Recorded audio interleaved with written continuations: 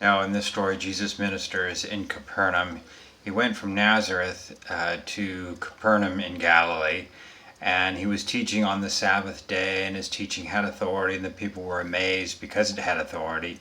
And in a synagogue, there was a man who was demon possessed, and the demon cried out at the top of his voice, Jesus, what do you want with us, Jesus of Nazareth? I know who you are, the Holy One of God. Have you come to destroy us? And Jesus said, quiet, come out.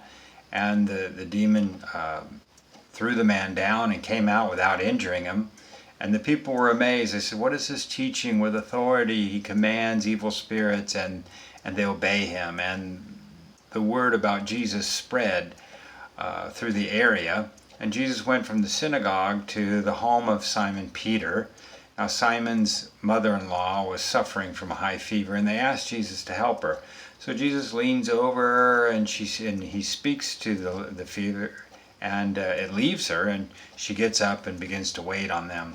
Now that evening, people brought brought people with various sicknesses to Jesus, and Jesus laid his hands on each of them, and they were healed.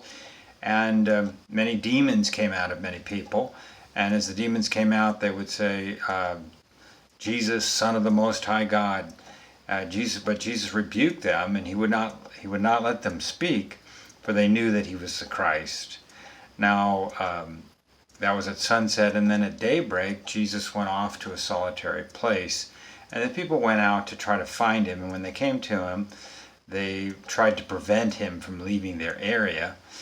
But Jesus said, I must go to the other towns and villages and preach the gospel, or the gospel of the kingdom, because that is why I was sent. And then Jesus went around preaching in the synagogues of Judea. And this is the story coming from Luke chapter 4.